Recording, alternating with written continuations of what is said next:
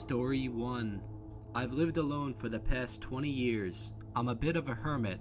I just don't really like too many people, and the world is a very scary place. I even have a special safe room in my house. It's about 50 feet below my basement. Whenever I get nervous, I go to the safe room. There's a new family that moved into the house next door. They are very creepy. They keep watching me whenever I go outside. Now keep in mind, I don't go outside a lot, only to take out the trash and grab my groceries. Now I order all my groceries online, so the delivery guy drops them at my stoop. I like it this way. Like I said, the world is a very scary place. At first, the family next door was fine. They never bothered me. Occasionally, they would have company over and would play music a bit too loud, but nothing I couldn't handle.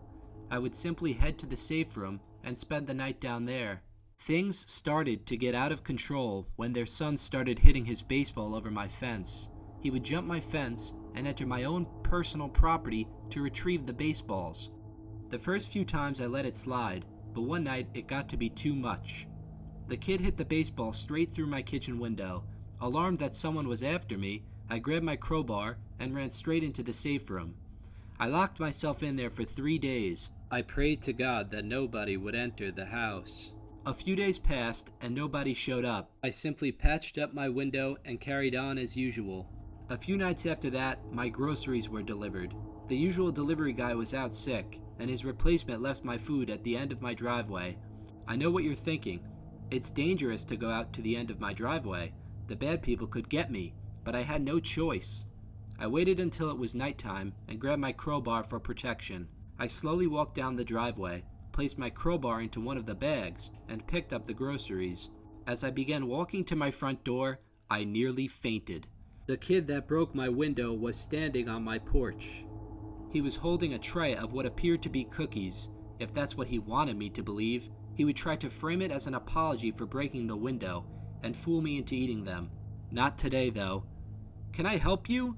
I said to the kid as I put down my groceries. "Yes, mister. I just wanted to apologize for breaking your window. I made you these cookies. Please don't tell my parents about the window," he pleaded. Before even looking at the tray, I grabbed the crowbar from within one of the bags and smacked the intruder in the face. He fell to the ground. I grabbed him and took him into the safe room. This was 48 hours ago, and I'm not sure what to do. He was screaming out for his mother and his inhaler. He really thinks I'm stupid. Why would he need his inhaler? Acting like he can't breathe? He's trying to hurt me. I'm not going to let that happen. I feel a bit better now, though. The screaming stopped a few hours ago.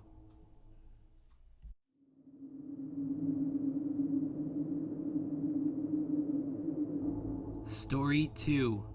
I live with my son Zach. We have recently moved into this house a few blocks from his elementary school. It's a nice house. Big backyard, swimming pool, the whole white picket fence deal.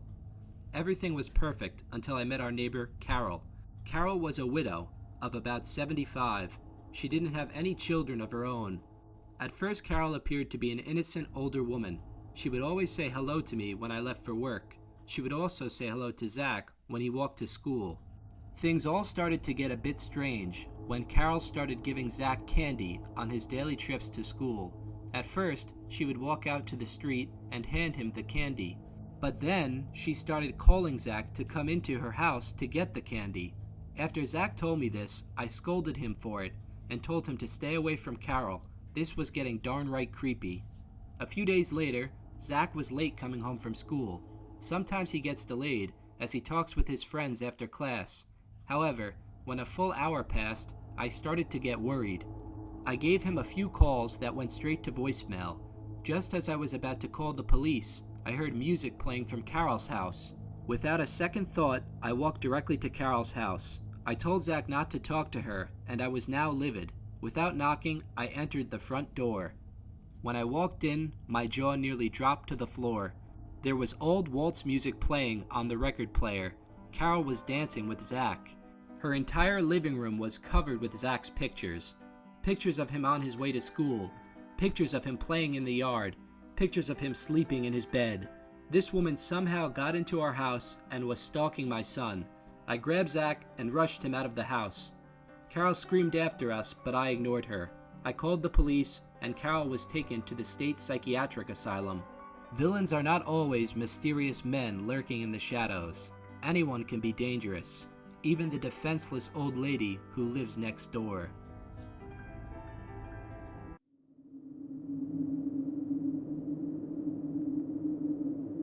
Story 3. It was a hot summer night. My parents went out to dinner, so I was home alone. I went for a run earlier that night and caught my neighbor staring at me. His name is Lou. He is a man in his 50s and lives alone. He always seems to stare at me. My parents always tell me to be nice to the guy, but he is such a creep.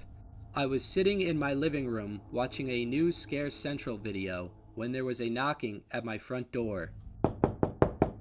I peered out my living room window at my front stoop. It was my creepy neighbor Lou. He looked a bit nervous and kept looking over his shoulder. Annoyed, but also aware that my parents would be mad if I wasn't polite, I answered the door. "Hi, Lou. How can I help you?" I asked curtly. "Hi. So I noticed that you went running before. I saw someone go into your backyard," Lou mumbled, looking down at his feet. No. I'm okay, Lou. Have a great night," I said as I shut the door in his face. I mean, it was weird that he said that there was someone in my backyard, but I didn't hear or see anyone. It was just him being a creep. Another few minutes passed, and I heard another banging at my front door. It was Lou again. "What do you want, Lou?" I asked shortly. "I heard something coming from your backyard. I think you should come to my house to stay with me." No thanks. I'm okay.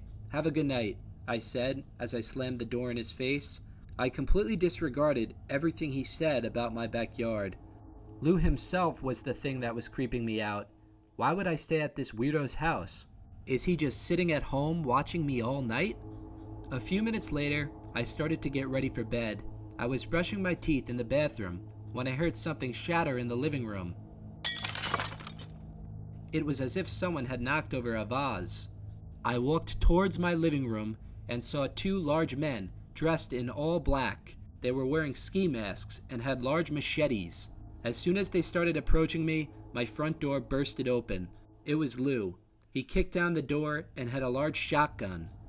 The two burglars sprinted towards the back door and out of the house. The police later found the two men.